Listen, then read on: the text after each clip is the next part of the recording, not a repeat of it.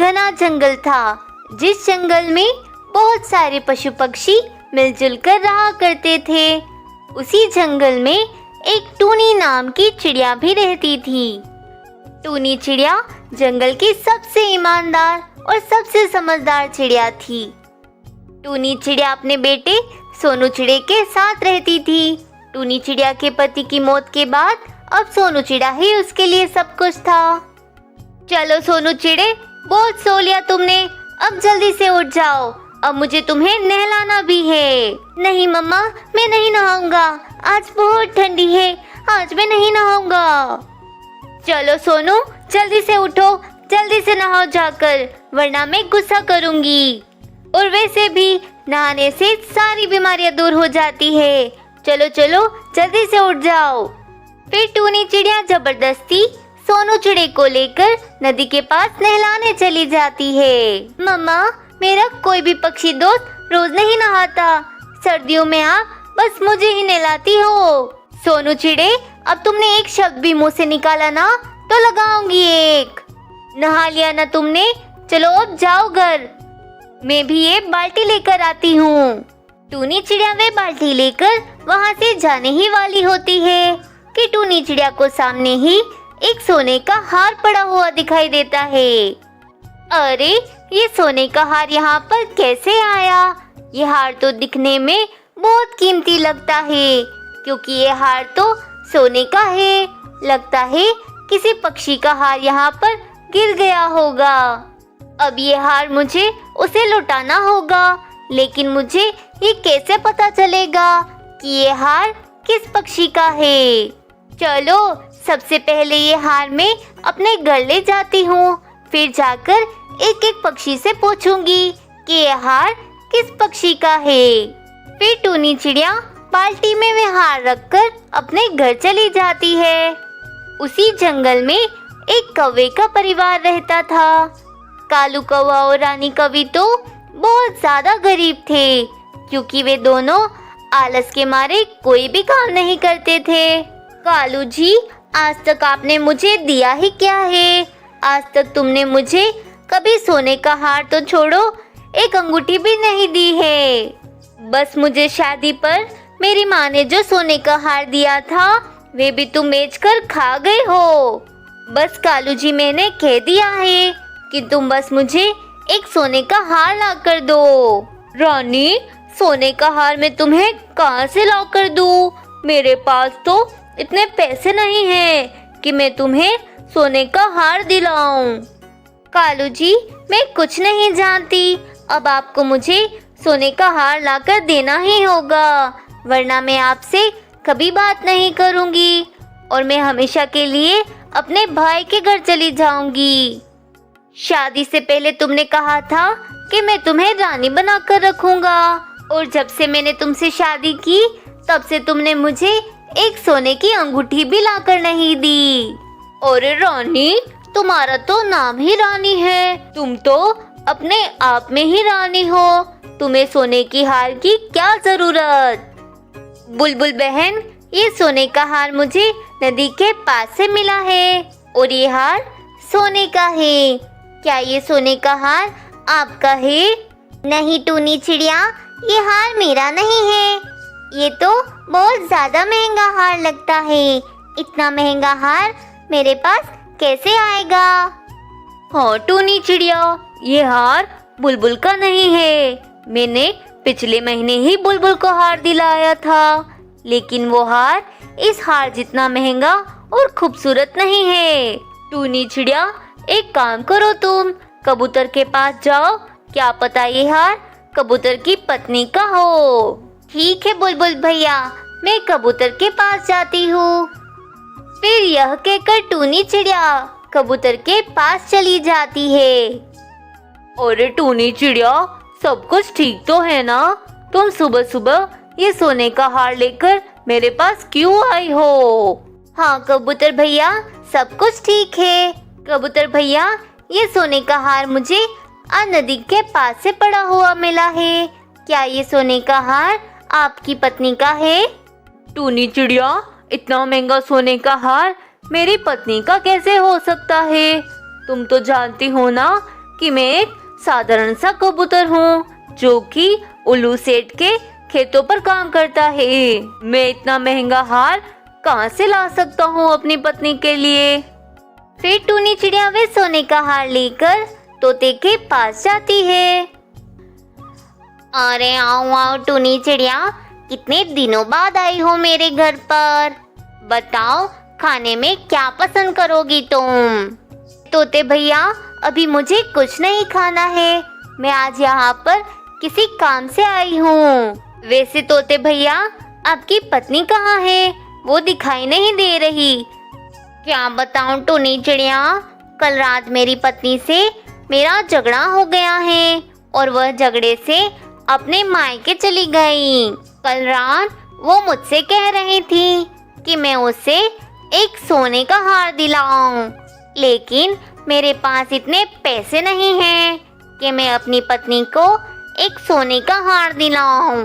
बस इसीलिए वो मुझसे नाराज होकर अपने मायके चली गई हैं।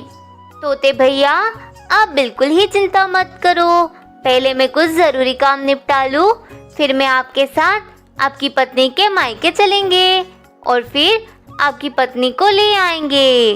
वैसे टूनी चिड़िया, ये सोने का हार लेकर तुम कहाँ घूम रही हो? तोते भैया, ये सोने का हार मुझे नदी के पास से मिला है, इसलिए मैं बारी बारी करके पक्षियों के घर जाकर उन्हें इस हार के बारे में पूछ रही हूँ।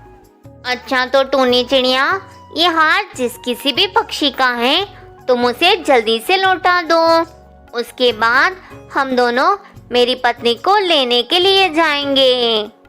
फिर टूनी चिड़िया वे सोने का हार लेकर कौवे की घोंसले के बाहर से जा रही होती है, तो वे सोचती है कि क्यों ना वे एक बार कौवे से पूछ ले। रानी कवि, मुझे तुमसे कुछ बात करनी है, क्या ये सोने का हार तुम्हारा है? हाँ हाँ टूनी चिड़िया, ये सोने का हार मेरा ही है, मैं इस हार को कब से ढूंढ रही थी, लेकिन टूनी चिड़िया, ये सोने का हार तुम्हें कहाँ से मिला? मैं तो इसे ढूंढ ढूंढ कर ही थक गई। वो रानी कवि, ये हार मुझे नदी के पास से मिला है। वैसे रानी कवि, पक्का ये हार तुम्हारा ही है ना? हाँ हाँ टूनी चिड़िया, ये सोने का हार मेरा ही है, मैं तुमसे झूठ क्यों बोलूंगी भला। अगर ये सोने का हार मेरा नहीं होता तो मैं तुमसे झूठ नहीं बोलती। वैसे ये सोने का हार मुझे मेरी माँ ने शादी के वक्त दिया था। रानी कवि, ये सोने का हार बहुत महंगा लगता है, इस सोने के हार को आइंदा ध्यान से रखना। फिर टूनी चिड़िया में सोने का हार देकर वहाँ से चली जाती है। रानी, तुम्हारी माँ ने जो सोने का हार दिया था वो तो मैं बेचकर खा गया हूँ, और फिर ये दूसरा हार तुम्हारी माँ ने कहाँ से दिया, इसके बारे में तो मुझे कुछ नहीं पता। रानी, तुम मुझसे बातें छुपाती हो। अरे पागल कालू जी, मैंने तो टूनी चिड़िया से झूठ बोला कि यह हार मेरा है, लेकिन ये हार मेरा नहीं है। मेरी बेचारी गरीब माँ ये दूसरा हार मेरे लिए कहाँ से लाती? मैंने तो बस टूनी चिड़िया से ये हार लेने के लिए इसे झूठ कह दिया। कल रात को मैंने तोती रानी का कितनी मुश्किलों से हार चोरी किया था, न जाने वो सोने का हार कहाँ गिर गया। मेरी मेहनत तो जाया हो गई। तोती रानी का हार जग्गू पक्षी ने चुराया था, जो कि उसके पंजों से नदी के पास गिर गया था। वहीं दूसरी तरफ तोते महाराज और तोती महारानी तो अब बहुत ही ज्यादा परेशान हो गए थे, क्योंकि जग्गू पक्षी ने जो हार चोरी किया था वे तोती महारानी का था। तोते महाराज, मेरा हार किसी पक्षी ने चोरी कर लिया है।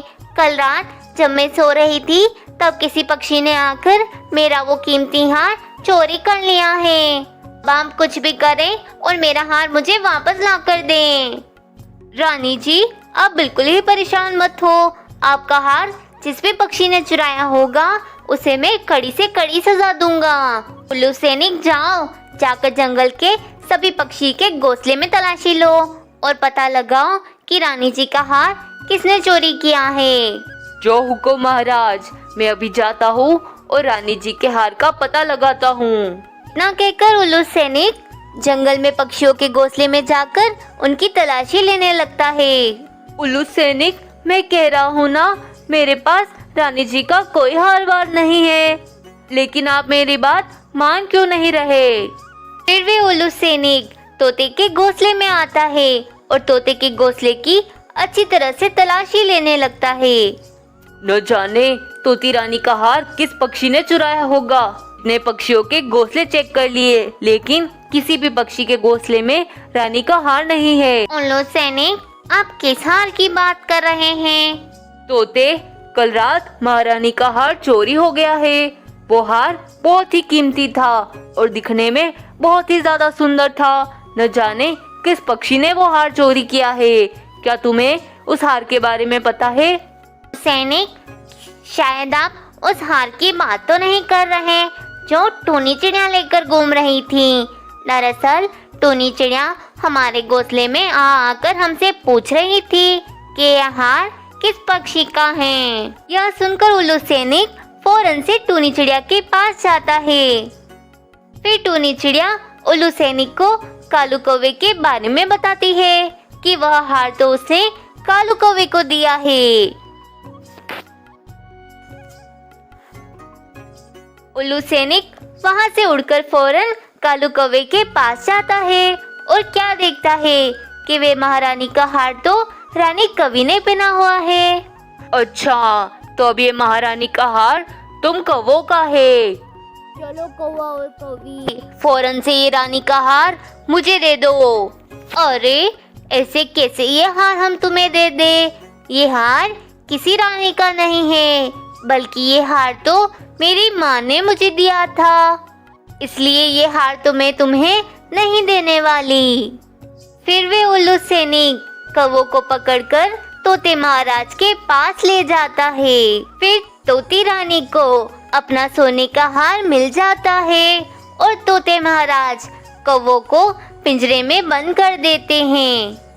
प्यारे दोस्तों, इस कहानी से हमें यह सीख मिलती है कि हमें कभी भी झूठ नहीं बोलना चाहिए।